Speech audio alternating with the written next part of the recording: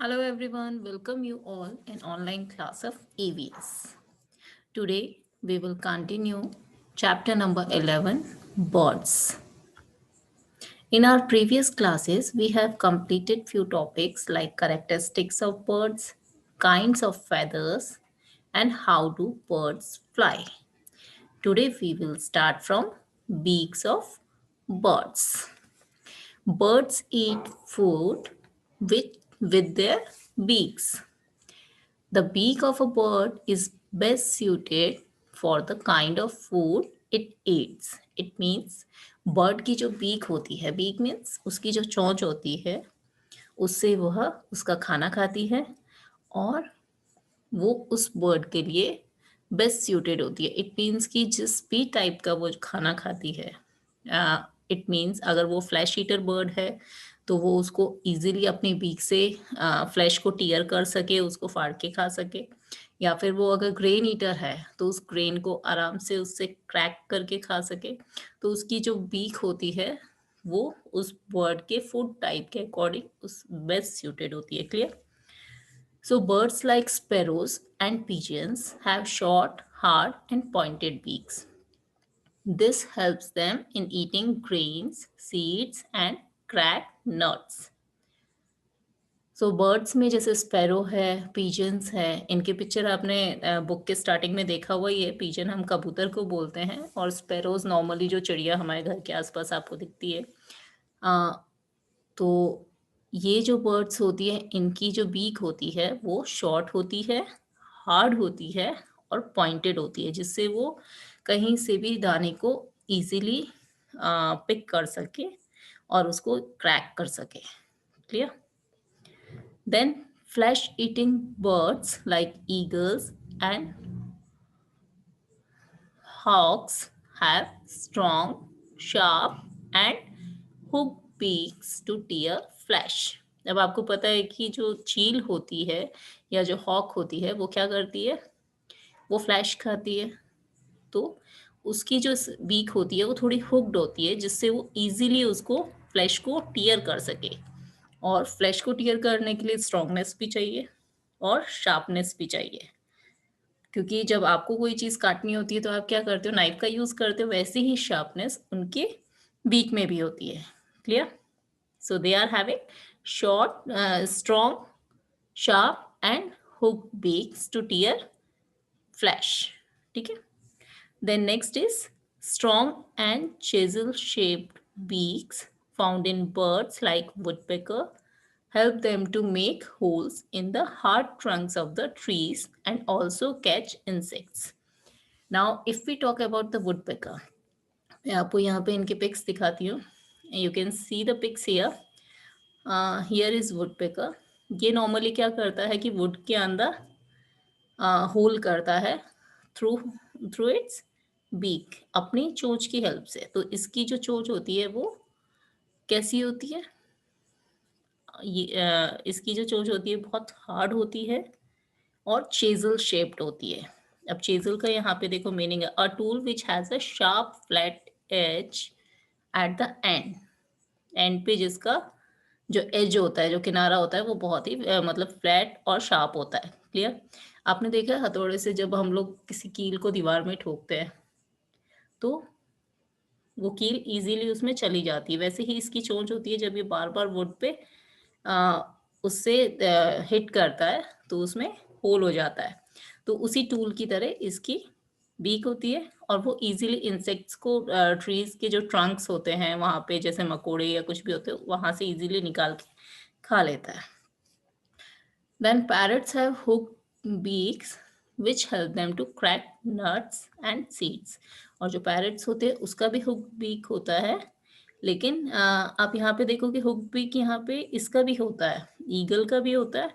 But eagle वाला थोड़ा sharp होता है और थोड़ा ज़्यादा टर्न होता है. पैरट का जो बीक होता है वो हुक्ड होता है, बट उसमें लिटिल बिट थोड़ा सा डिफरेंस रहता है. इससे ये इजीली नट्स को आराम से क्रैक कर लेता है. Clear? Now, birds like ducks have a broad and flat beak that help them to dig the muddy bottom of the pond in order to find food from it. अब जो duck होती है वो aquatic bird है, mostly पानी में रहती है और वो वहाँ से फिश या फिर जो भी छोटे-मोटे कीड़े होते हैं, वो पानी में से निकालती है। और कैसे पानी में से? जो एकदम दलदल टाइप का जो होता है, जैसे आपने कीचड़ देखा है? तो उस टाइप का जो लैंड होता है, वहाँ पे वो अपनी चोंच के थ्रू ही अपना फूड फाइंड आउट करती है। तो उसका शेप उसके अकॉर्डिंग ब्रॉड और फ्लैट होता है। Clear? So I hope beaks आपको यहाँ पे समझ में आ गए होंगे। And all the birds which is mentioned here, उन सब की पिक्स यहाँ पे, उनकी बीक की जो पिक्स है यहाँ पे दी हुई है। So you can easily understand through this. Clear? Now see this one, feet and clause of birds. अब जो बर्ड्स के जो फीट होती है, उसके जो पैर होते हैं और उसके जो पंजे होते हैं, वो किस टाइप के होते हैं? The size and shape of feet and claws of birds depend on how and what it eats and where it lives. उसका जो भी फीट और क्लॉज होता है, उसका जो साइज और शेप होता है, वो किस पे डिपेंड करता है? कि वो क्या चीज़ खाती है और वो कैसी जगह पर रहती है, उस पे ये चीज़ डिपेंड करता है। Clear?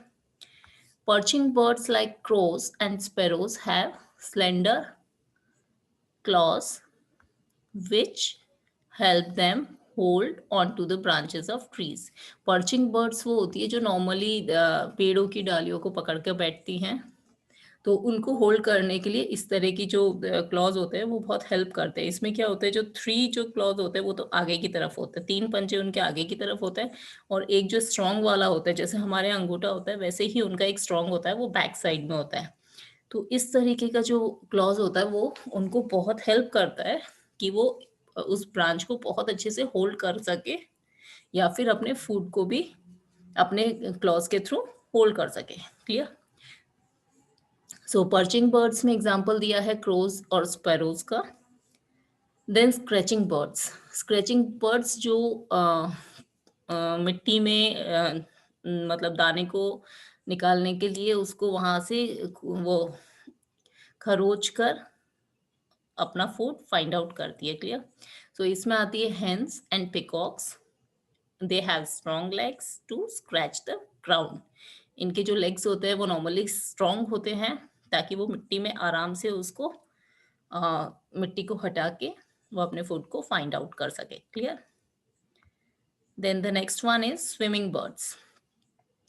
Swimming birds like ducks have webbed feet. इनके जो फीट होते हैं, मतलब इसके जो पंजे होते हैं, उनके बीच में जॉइंट होता है उनकी स्किन का, वो वेब्ड की तरह, जैसे जाली, वो मकड़ी की जाली आपने देखी है, उसी टाइप के इसका फीट होता है, which help them to swim easily, और वो उसको स्विम करने में भी हेल्प करता है। So students, 2 topics today I have completed here.